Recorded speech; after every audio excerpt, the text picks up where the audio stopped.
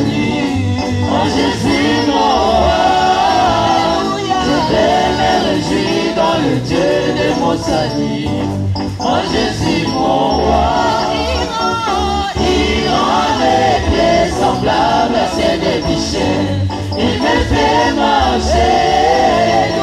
Il me fait marcher sur les lieux élevés. Éternel est ma force. Oh Jésus, le roi des rois. Alléluia, Alléluia, Alléluia, Jésus.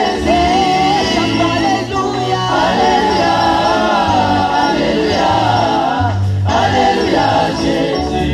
Poussons des cris de joie. Alléluia, Alléluia, Alléluia, Jésus. Alléluia. Alléluia, Alléluia, Alléluia, Jésus. Oh yemba, yemba, yemba, Nzambe malamu. Samba zali malamu Nzambe. Nzambe malamu. Samba zali malamu Nzambe. Zali malamu. Samba zali malamu Nzambe. Zali malamu. Samba zali malamu Nzambe. Nzambe malamu. Yahweh, Yahweh, Alakate. Yahweh, Yahweh. Samba zali malamu Nzambe.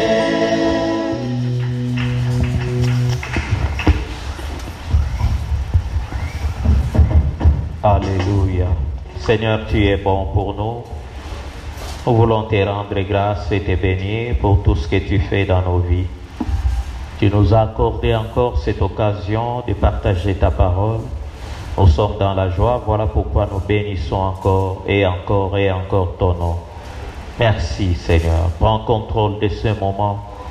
Sers-toi de nous, Seigneur, pour la gloire de ton nom et pour l'édification de ton peuple. Dans le nom de Jésus-Christ. Amen. Amen. Amen. Que Dieu te bénisse, toi qui es là. Amen. Est-ce que tu peux bénir ton voisin? Dis-lui que Dieu te bénisse. Amen. Alors tu vas me rendre service. Dis-lui, je sais qu'il fait chaud, mais pardon, ne dors pas. Amen. Amen. Alors nous allons lire la parole de Dieu. Lève-toi là où tu es. Nous lisons dans Jean chapitre 2, versets 1 à 5. Jean chapitre 2, versets 1 à 5.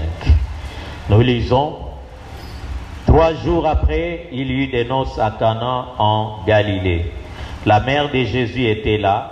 Et Jésus fut aussi invité aux noces avec ses disciples. Les vins ayant manqué, la mère de Jésus lui dit: ils n'ont plus de vin. Jésus lui répondit: femme, qu'y a-t-il entre moi et toi? Mon heure n'est pas encore venue. Sa mère dit au serviteur: faites ce qu'il vous dira. Amen. Amen. Nous continuons notre étude que nous avons commencé le dimanche passé, qui a pour thème « Faites ce qu'il vous dira ». Nous avons dit que cette année a été déclarée, proclamée, notre deuxième année de l'entrepreneuriat pour la mission. Et chacun de nous a eu le temps d'évaluer l'année qui s'est achevée. Pour certains, c'était une bonne année parce qu'ils ont réussi ce qu'ils avaient entrepris. Pour d'autres, ils ont échoué. Mais pour d'autres encore, ils sont en train de bâtir petit à petit, de continuer sur le processus de bâtir une entreprise, de bâtir une affaire pour soutenir la mission. Et nous avons dit, quel que soit votre état ou quel que soit votre résultat, faites ce qu'il vous dira. Alléluia.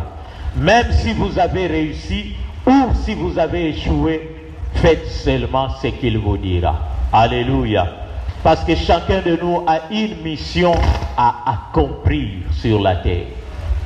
Tu n'es peut-être pas un prédicateur, tu ne te tiendras peut-être pas debout devant le peuple de Dieu comme nous en ce midi, mais là où tu es, là où Dieu t'a placé, dans la famille où Dieu t'a envoyé, sache que tu es un missionnaire.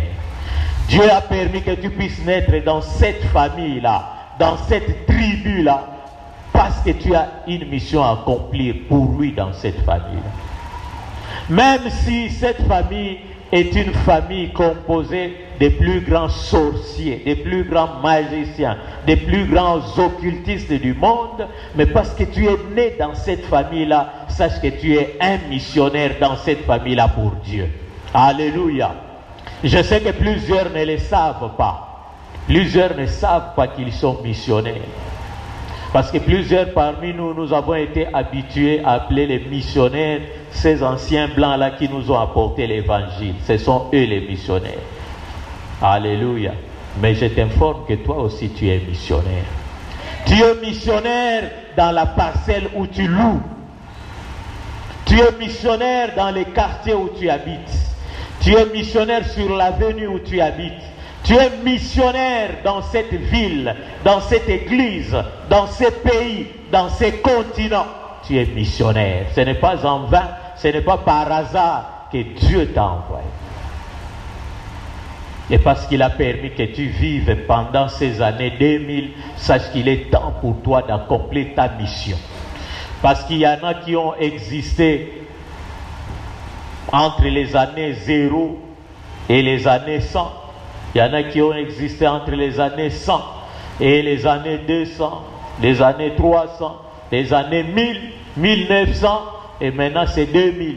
Chacun est passé à son époque, il a accompli sa mission et il est parti.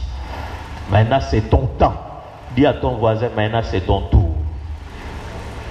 Maintenant c'est ton tour. Alléluia. Alors pose-lui la question, est-ce que tu savais que tu es missionnaire? Alléluia. Donc peut-être qu'il ne savait pas, mais aujourd'hui il le sait. Alléluia. Donc tu ne dois plus vivre ta vie par hasard. Tu ne dois plus dépenser, gaspiller le temps que Dieu te donne sur la terre pour rien. Tu as une mission à accomplir. Il y a des gens dans ta famille qui ne connaîtront le Seigneur que par toi. Alléluia. Il y a des gens dans la parcelle où tu habites, même si vous êtes 2, 3, 4 familles qui ne connaîtront le Seigneur que par toi. Alléluia. Sur l'avenue où tu habites, dans les quartiers, là où tu étudies, là où tu travailles, là où tu vends, il y a des gens qui ont besoin de toi pour connaître le Seigneur. Certains ont besoin de toi pour abandonner leur mauvaise vie.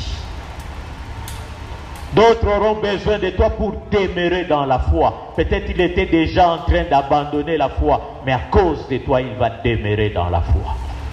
Alléluia. Je l'ai dit au premier culte, quand Dieu nous bénit, il nous bénit d'abord pour la mission. Donc nous ne sommes pas entrepreneurs seulement quand nous créons des entreprises, des sociétés pour soutenir la mission, mais tout ce que Dieu t'a donné là, c'est pour soutenir sa mission. Il t'a donné le souffle de vie. Il te donne le temps chaque jour. Il te donne la santé, la force. Il te donne le courage. Il te donne tout ce que tu as là, que peut-être les autres n'ont pas. C'est pour la mission. Et plusieurs ont reçu du Seigneur beaucoup de richesses, beaucoup de biens, beaucoup d'avantages, de talents, de dons, de capacités. Mais ils ne l'utilisent pas pour la mission. Ils ne l'utilisent pas pour la gloire de Dieu. Alors que toi, tu as reçu peut-être l'intelligence. L'autre a reçu la beauté pour la gloire de Dieu. Avec sa beauté, il peut accomplir la mission. J'ai suivi le témoignage d'un frère pendant la retraite.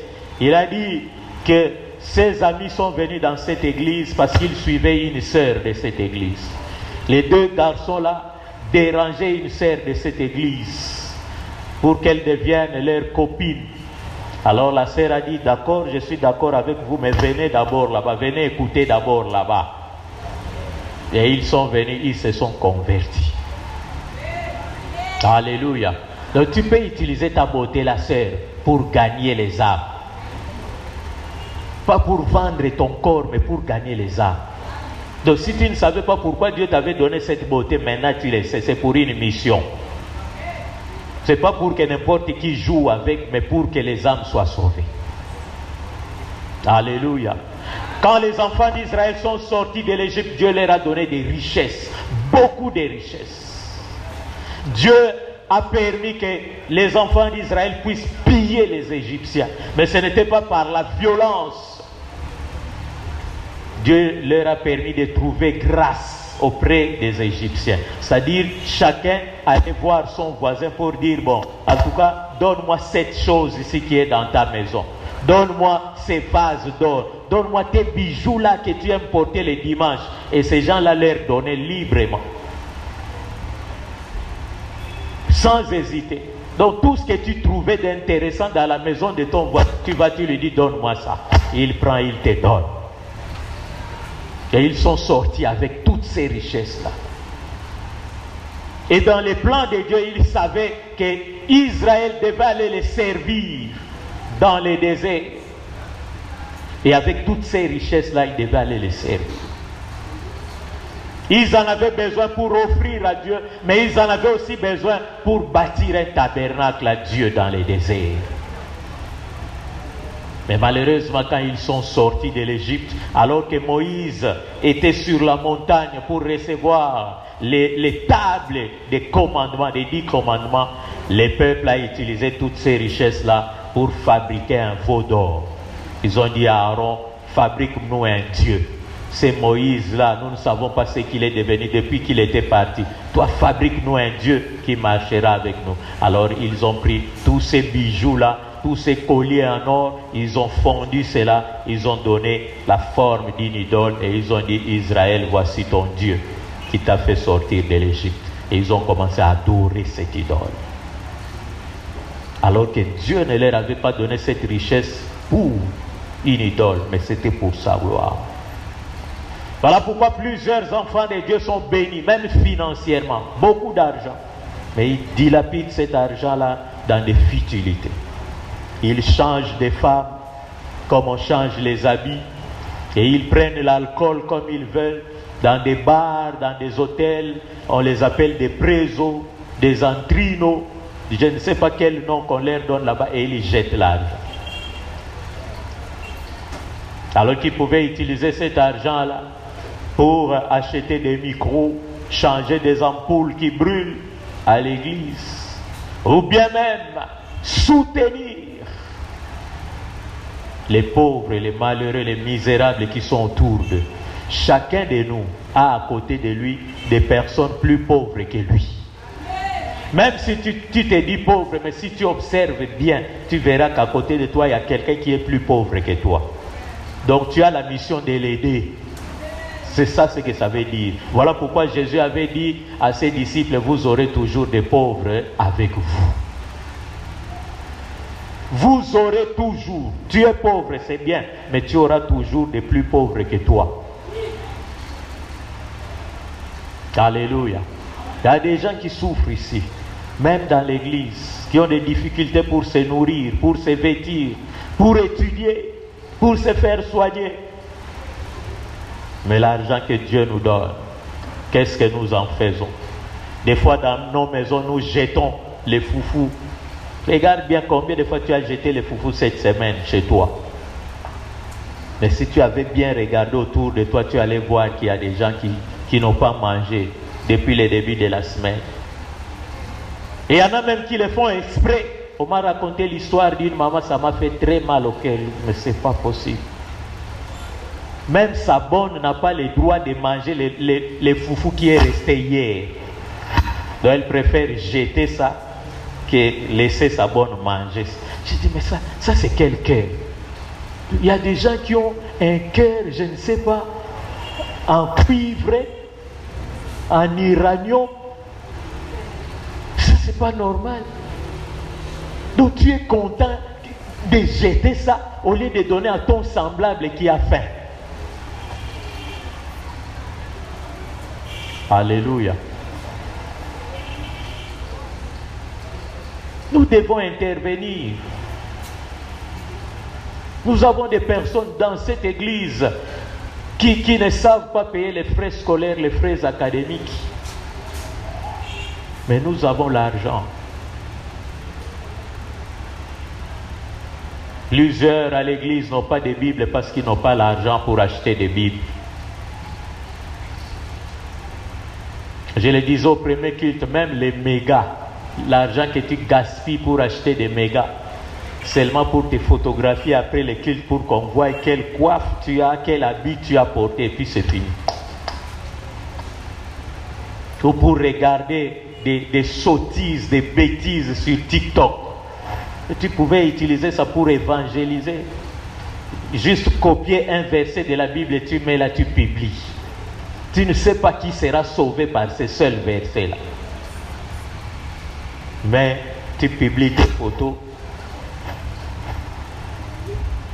Ça fait quoi? Ça change quoi?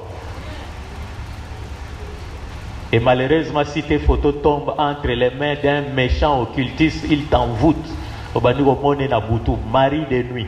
Oh non, pasteur, il y a un bon de la peau, mari de nuit. Mais c'est toi-même qui les as invités. Est-ce que moi j'étais là quand tu les invitais sur Facebook ou sur TikTok? Vous invitez vous-même des maris de nuit. Quel est le but pour lequel tu publies tes photos? Tu publies pourquoi? Que certains vont trop loin. Ils se publient nus. Ils sont contents. J'ai 5 millions de vues. Et dans ces 5 millions de vues, tu sais combien de serviteurs du diable sont dans ces 5 millions de vues? Oh non, bon de la ponanga, en tout cas, nazo bela, nazo comprendre, na ken hôpital, bazo mona maladie. Bon, quand toi tu livrais ta vie au diable sur TikTok, moi j'étais là. Alléluia.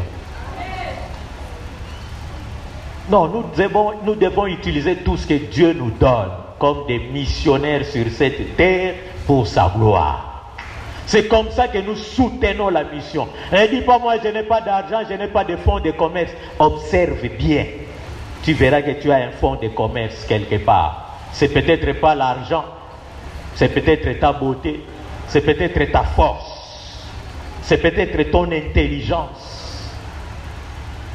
C'est peut-être ta connaissance, c'est peut-être tes relations. Dans les passages que nous avons lus, Marie n'avait pas l'argent pour acheter le vin, mais elle a utilisé sa relation, son fils. Alléluia. Elle a utilisé sa relation et elle a donné une réponse, une solution au problème de ces personnes. Alléluia.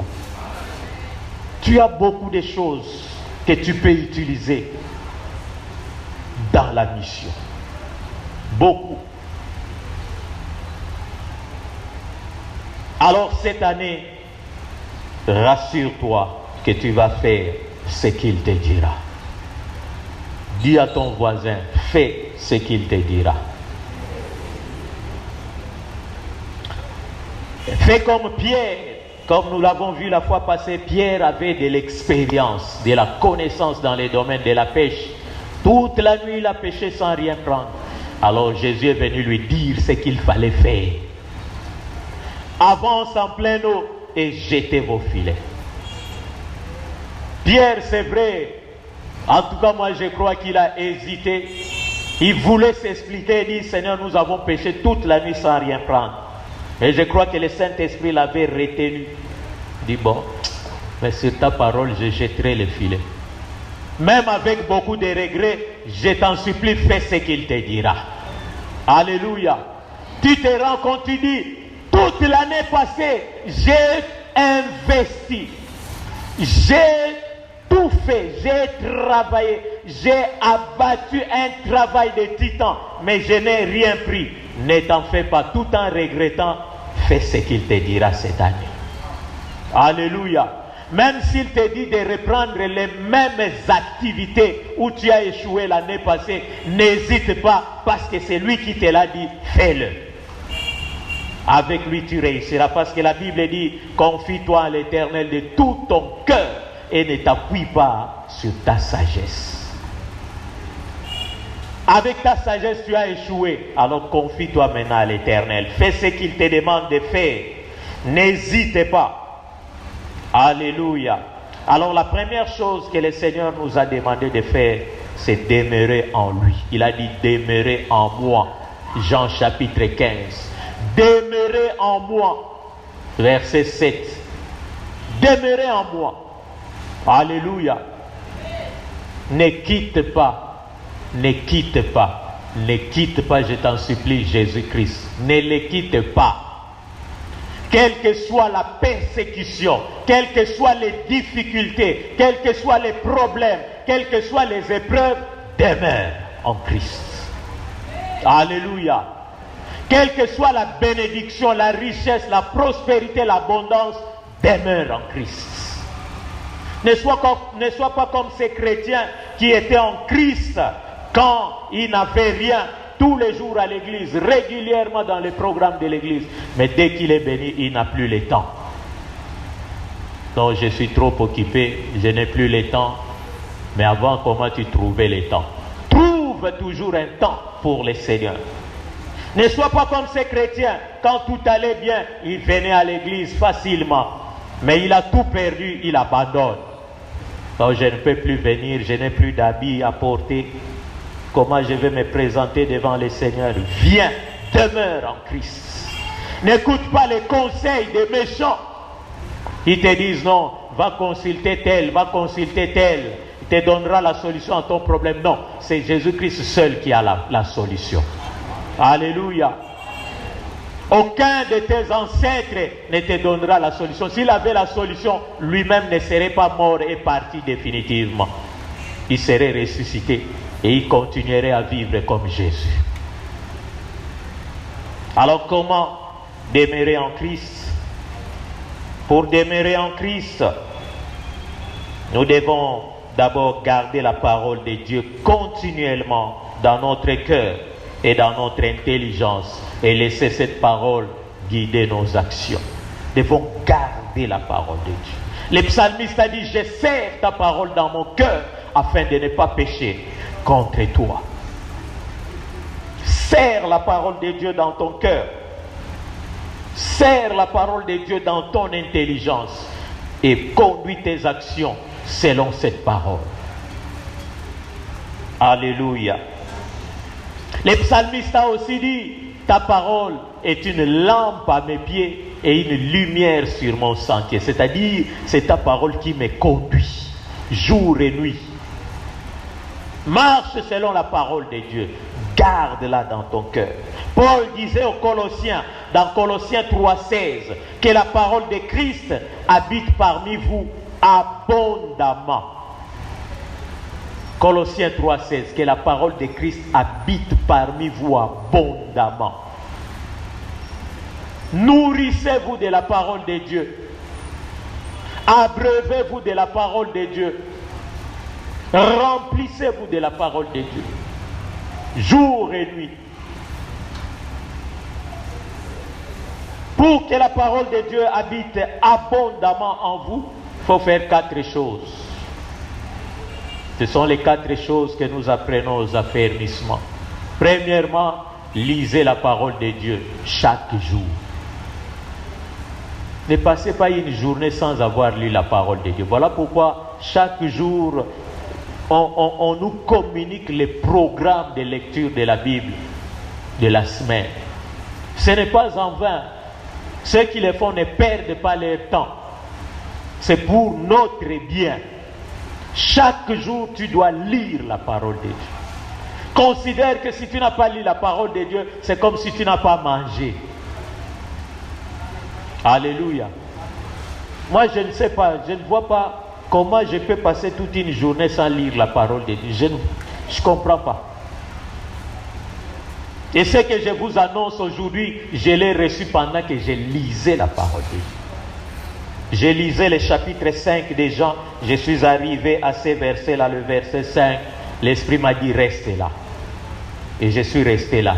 Fais faites ce qu'il vous dira, faites ce qu'il vous dira, faites ce qu'il vous dira, faites ce qu'il vous dira. Et il a commencé à me donner tout ça, j'ai commencé à écrire.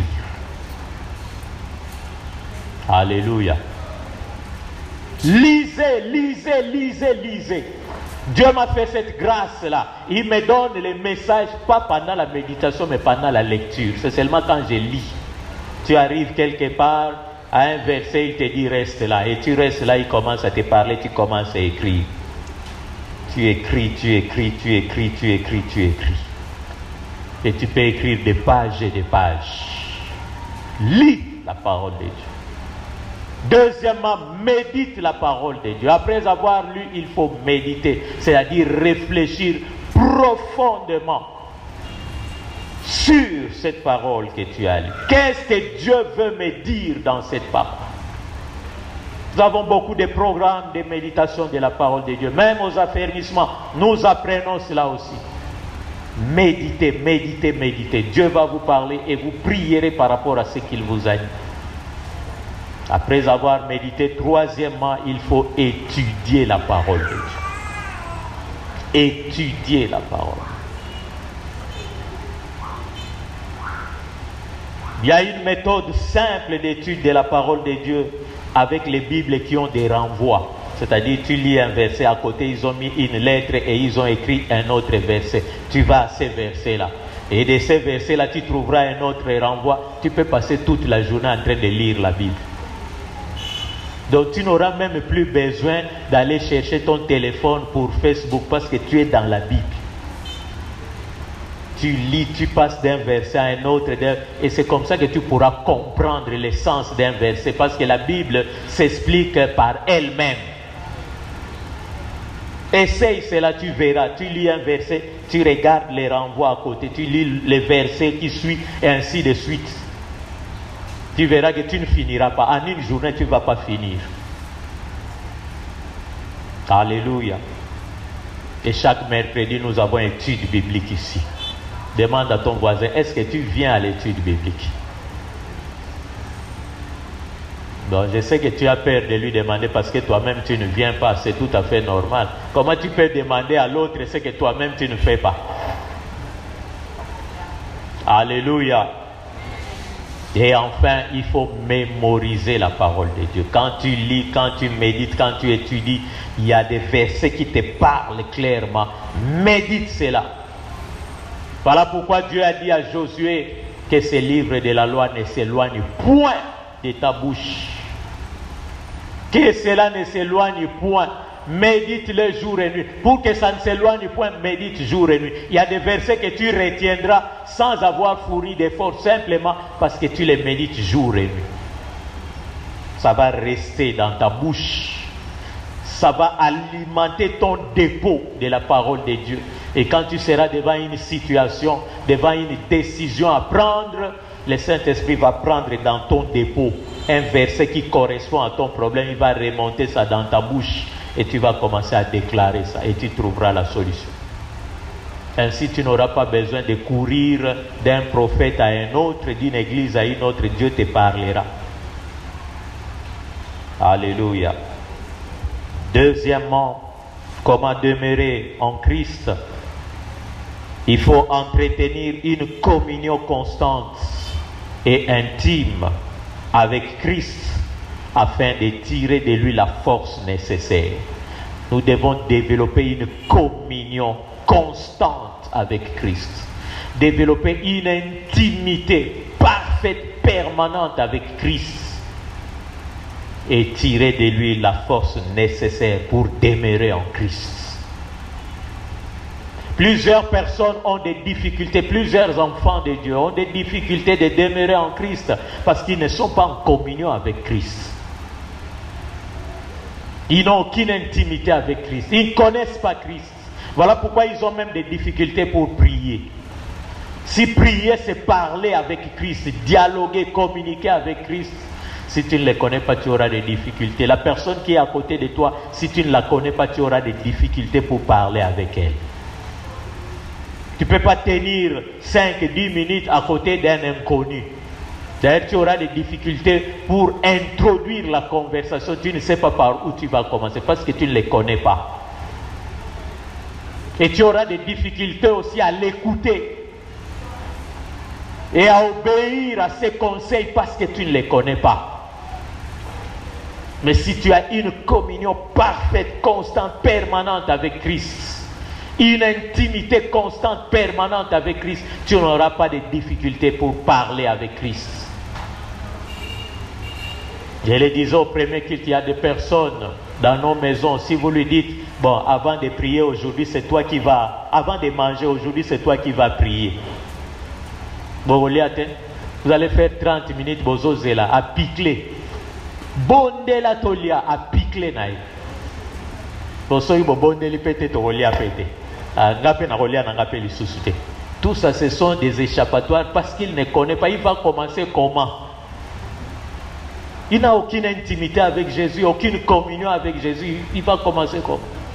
Quand tu rentres à la maison, fais cette expérience-là. Non, lelo yo mutorobon de la ventolia. Tu vas voir. So bozana nama batana ndaku baoya rolia na bango biloro bino bozoze. Alléluia. Et cette communion doit être constante, c'est-à-dire elle ne doit pas changer. Ça ne doit pas être une communion de dimanche matin. Donc dimanche tu es en communion avec Jésus. À partir de lundi, ça descend. Et puis dimanche, ça remonte encore. Ça doit être une communion permanente, une communion constante. Une intimité permanente. Jésus-Christ a dit, voici, je suis avec vous tous les jours. Il est là avec nous tous les jours. Mais est-ce que tu te rends compte de la présence de Jésus tous les jours et à chaque instant? Moi, je lui dis toujours, je dis, Seigneur, je sais qu'aujourd'hui, ce n'est pas encore la fin des temps. Donc, tu es là avec moi. Je sors, je n'ai pas peur. Tu es là avec moi, ce n'est pas encore la fin des temps. Alléluia. C'est ça le problème. Tu dois connaître Jésus, être intime à Jésus. Et des fois, nous chantons, mon meilleur ami, mon ami de tous les temps. Est-ce que c'est vrai? Demande à ton voisin, est-ce que c'est vrai?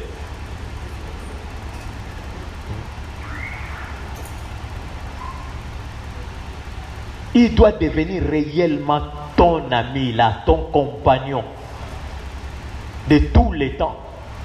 Partout où tu vas, tu dois être sûr que Jésus est avec moi.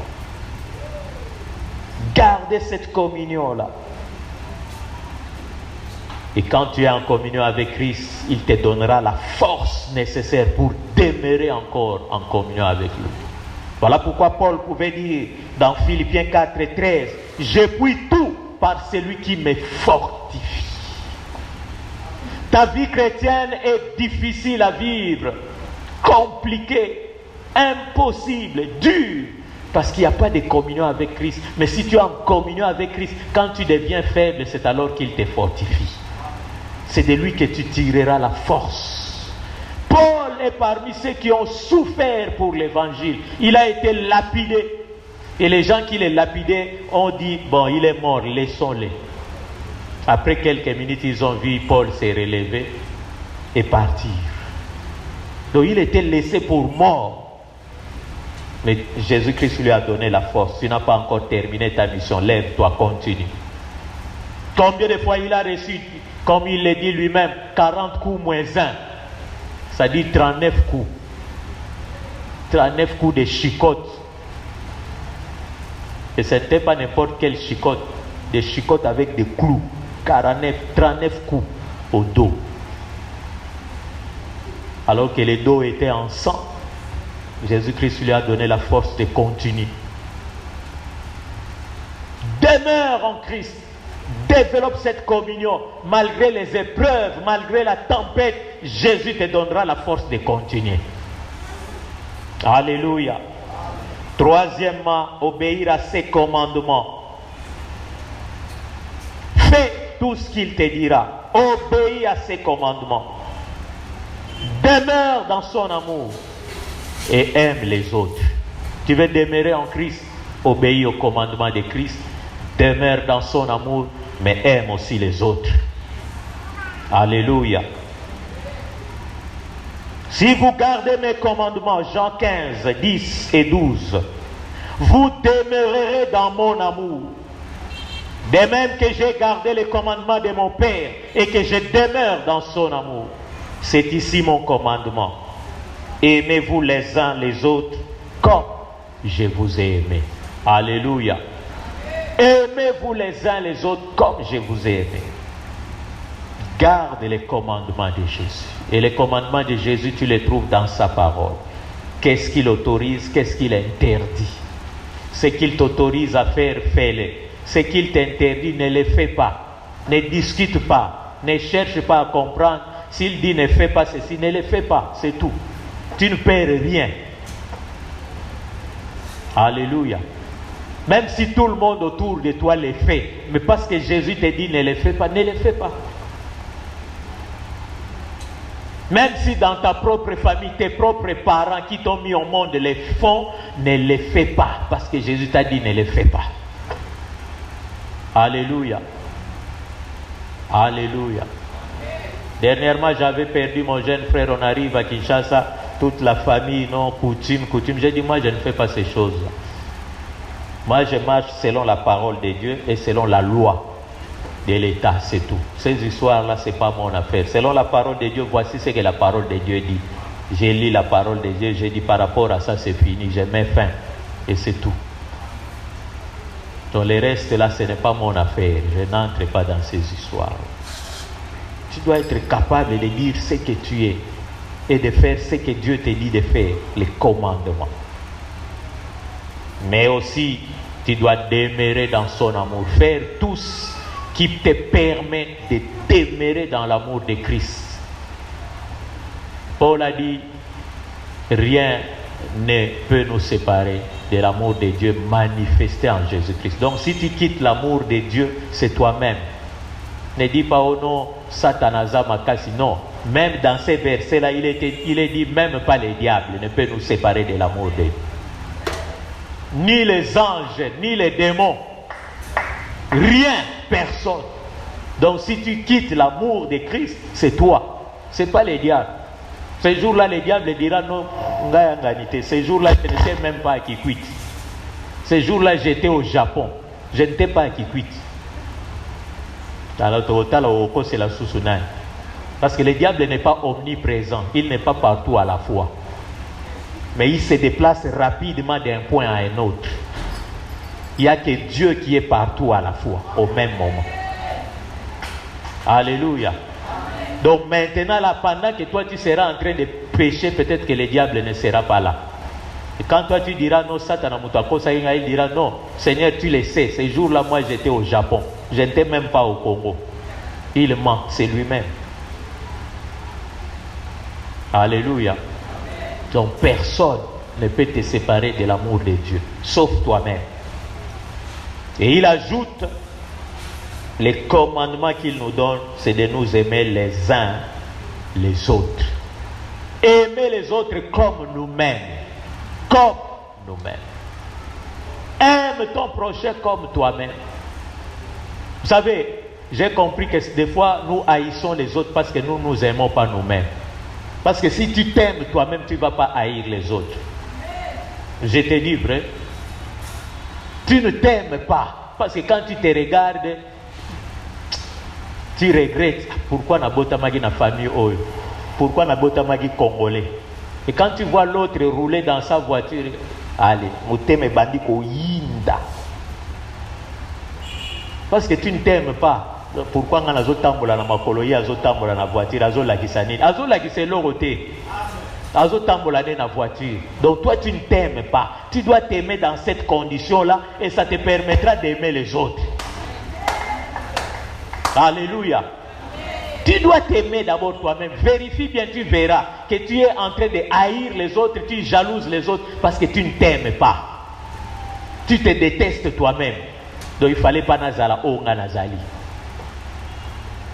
Parce qu'il y en a qui disent pourquoi à Salanga Moisi. J'ai déjà entendu ça. Et il y en a qui disent aussi pourquoi nous avons Salanga Mobile. Et de là, il y a des évangiles qui sortent Kobota ma mobile et tout. Alors il s'est dit, bon, pourquoi n'a pas mobile donc Eza et tout, il ne s'aime pas. Et pourquoi vous voyez les hommes se transformer en femmes et les femmes se transformer en hommes? Ils ne s'aiment pas. Donc pourquoi Dieu m'a créé homme? Il fallait qu'il me crée femme, alors je vais me transformer en femme. Tu ne t'aimes pas. Parce qu'une personne qui s'aime, si Dieu l'a créé homme, il comprend que j'ai une mission sur la terre en tant qu'homme.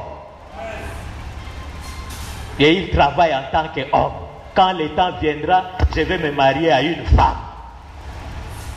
Mais celui qui ne s'aime pas, Dieu l'a créé homme, au lieu d'épouser une femme, il va épouser un autre homme.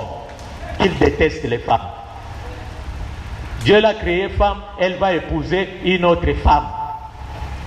Parce qu'elle déteste les hommes. Et la femme qu'elle va épouser, elle l'appelle femme. Et elle-même, elle s'appelle homme. Mais entre-temps, femme. J'avais vu une fois une photo des premières dames. Alors, les premières dames étaient là et je vois un homme derrière là-bas. Ça, c'est la photo des premières dames. Bon, qu'est-ce que cet homme vient faire parmi les premières dames? Et je lis les commentaires là-bas. Cet homme-là, c'est la femme du premier ministre du Pays-Bas. Donc, homme, femme du premier ministre. Donc, première dame. Un homme, première dame. Et il se photographie aussi avec les femmes, première dame. Mais toi, homme, quelle idiotie. Alors comment tu vas aimer les autres? Tu ne peux pas, parce que toi-même tu ne t'aimes pas. Alléluia. Voilà pourquoi nous devons faire cet effort pour aimer les autres. Regarde autour de toi combien de personnes tu blesses chaque jour par ton comportement et par ton langage. Même par ton accoutrement, par ta coiffure. Combien de personnes sont scandalisées? Cette semaine, je revenais de Kazamba vers les camps Ebéala. Sur la moto, je vois 3 femmes en maillot de bain. En plein midi, en maillot de bain. 3 femmes. Nazo mona bien ou bien nazo lota ou bien maillot de bain à midi. Moi la moto tala liboso to okwe so continue au tala kuna tala liboso tala nzela. C'est pas possible. Les par ton comportement, par ton accoutrement. C'est pas normal. Alléluia. Alors rappelle encore à ton voisin, dis-lui, fais tout ce qu'il te dira. Bon, voilà ce que le Seigneur te dit aujourd'hui quand tu vas sortir. Écoute bien, dis à ton voisin, écoute très bien. Dans cet enseignement, nous aurons des devoirs. Et ça, c'est le premier devoir. C'est l'un des devoirs que nous donnons aussi aux affermissements. Donc quand tu vas rentrer chez toi à midi, appelle ta famille, Fandi Sabango, Tunabango bon. Maintenant, dites-moi la vérité. Qu'est-ce que vous trouvez dans mon comportement qui vous blesse, qui vous scandalise, que vous aimeriez que je change? Qui n'a pas compris? Et loko nini penza bo mona kana comportement nanga nezaleli nanga oyo ezoki sakabino oyo pesa kabino kanda oyo sala kabino motema passe o bolingi ngana changer. Quand tu auras fait ça le dimanche prochain, quand tu viendras, nous allons corriger ça. Donc avant d'entrer ici le dimanche prochain, rassure-toi que na sala ki devoir o ba pesa kinga. Fais ce qu'il vous dira. J'ai fait ce qu'il m'a dit. Parce que ça, au sali en côté, au sali du soum, je te préviens, au sali du soum, au kosinzam. Tu n'as pas obéi à son commandement. Amen. Bon, lève-toi maintenant, nous allons prier.